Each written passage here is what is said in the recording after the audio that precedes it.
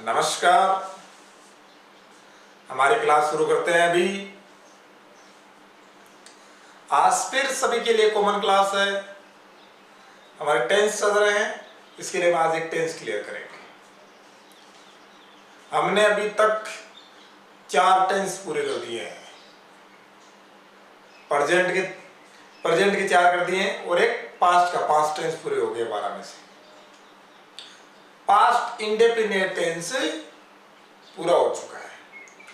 Past का मतलब होता है भूतकाल। जितने भी कार्य भूतकाल में हुए हैं वो पास्ट टेंस में होता है।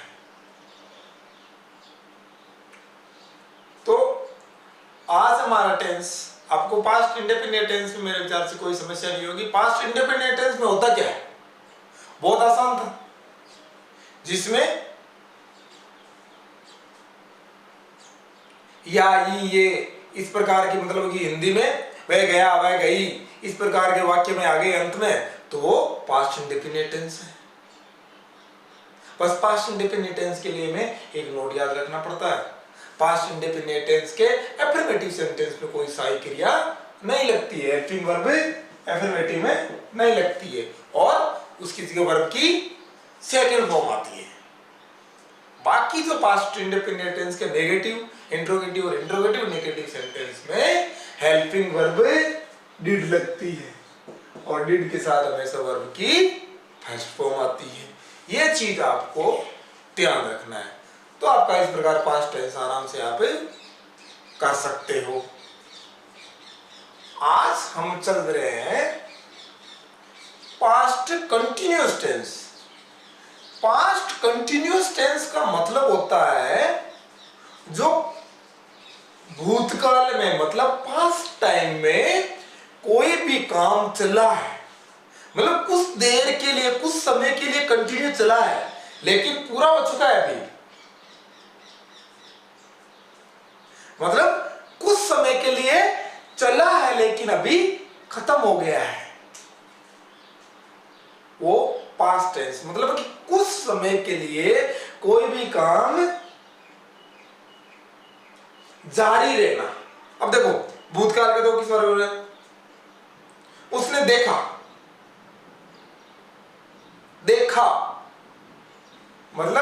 मतलब वो देखना जारी नहीं रहा, उसने देखा, मतलब पास्ट इंडेफिनिट टेंस है। लेकिन प्रेजेंट कंटिन्यूअस कैसे होगा, वो मुझे देख रहा था मतलब कुछ समय के लिए जारी रहा, कुछ टाइम के लिए वो काम जारी रहा है, मतलब कि, लेकिन देख रहा था, अभी तो नहीं देख रहा ना, देख रहा था, पहले देख रहा था। तो पहले कोई भी चीज देख रहा था मतलब कि कुछ टाइम के लिए जारी रहा है। वह विद्यालय जा रहा था, अभी जा नहीं रहा है, जा रहा था, चल रहा था, मतलब कुछ समय के लिए वो जारी रहा है काम, तो पास्ट कंटिन्यूअस टेंस है। इसकी हिंदी में पहचान, रहा था, रही थी, रहे थे, ये हो गई आपकी हिंदी की पहचान। हेल्पिंग वर्ब was और वर लगती है। हेल्पिंग वर्ब was और वर लगती है। तो अब देखो ध्यान से, हेल्पिंग वर्ब was और वर लगती है। वह जा रहा था, तो राम विद्यालय जा रहा था। अब ये हो गया, इसका फॉर्मूला क्या होगा, फॉर्मूला है एफर्मेटिव का।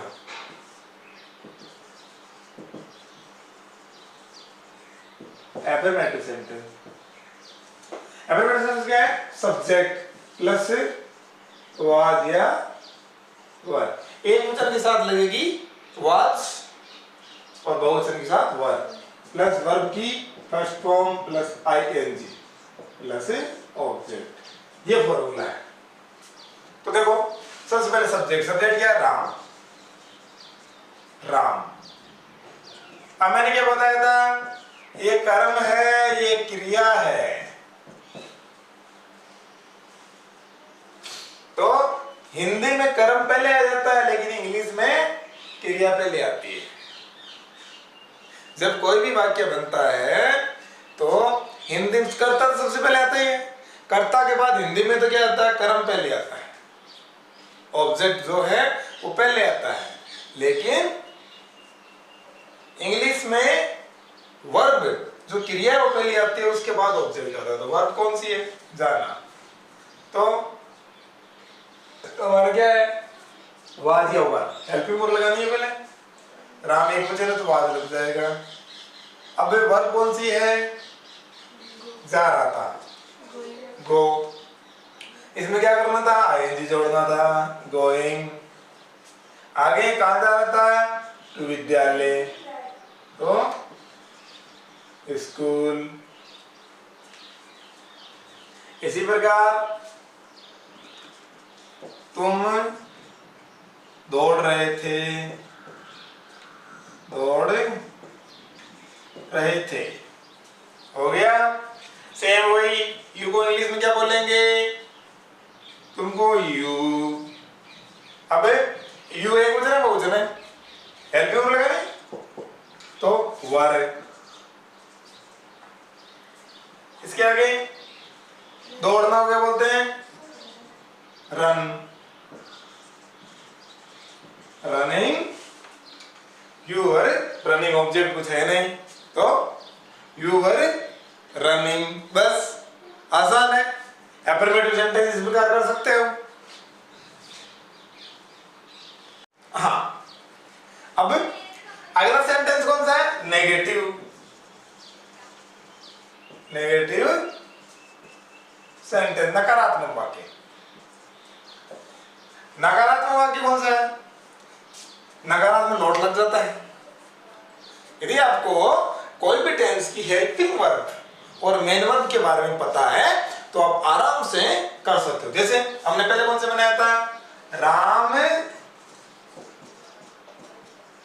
विद्यालय नहीं जा रहा था, वो सेंटेंस उसमें नहीं जोड़ दिया। अब देखो कितना आसान है।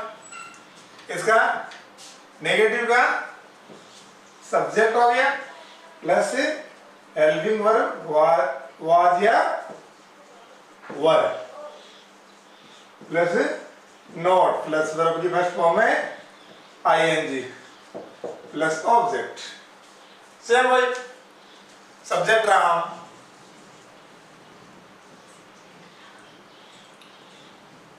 हेल्पिंग वर्ब लग जाएगी वाज, आगे क्या है, नॉट। यहां तक क्लियर है। अब देखो, नॉट जाना, गोइंग, गोइंग टू स्कूल, आसान।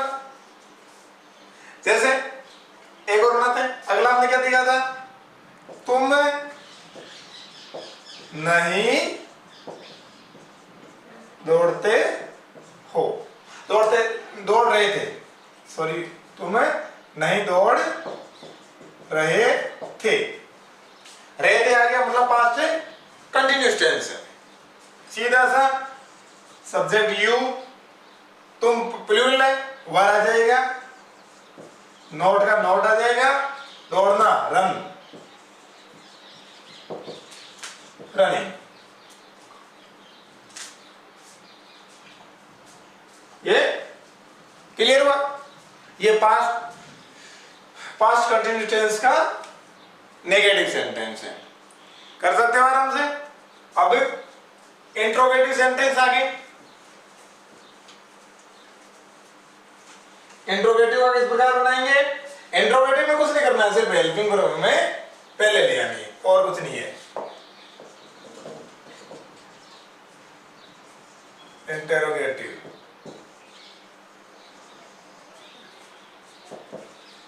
इंट्रोगेटिव में क्या करना है, सब्जेक्ट, सबसे पहले क्या आएगी, हेल्पिंग वर्ब वाज या वर प्लस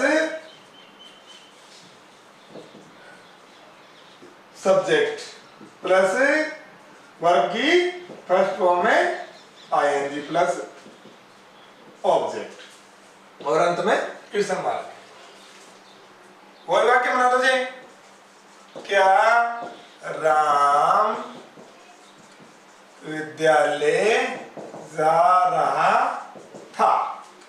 क्या राम विद्यालय जा रहा था? और क्वेश्चन मार्क पर्सन पूछ रहे हैं तो देखो इसमें क्या करना था, वाज पर पहले लगाना है। राम एक वचन है तो वाज लग जाएगा, वाज राम, कुछ नहीं करना है भाई, गोइंग टू स्कूल और अंत में क्वेश्चन मार्क। आसान है। अब देखो जैसे सेम गोइंग, क्या तुम नहीं दौड़ रहे थे? तो वर यू हो गया ना तुमका, और कुछ क्या करना है, दौड़ना इंग्लिश क्या बोलते हैं, रन का क्या हो जाएगा, रनिंग और क्वेश्चन मार्क। एकदम आसान है, किसी प्रकार का कोई कंफ्यूजन है? मतलब इंग्लिश से ज्यादा इजी कुछ नहीं है। आप कोई भी क्लास में हो आराम से टेंस सीख सकते हो, बहुत ज्यादा आसान है। अब आप सीखना क्या चाहते हो वो आप पे डिपेंड करता है। टेंस सीखना चाहते हैं, आप गप्पे मारना चाहते हो, वो आप पे निर्भर करता है।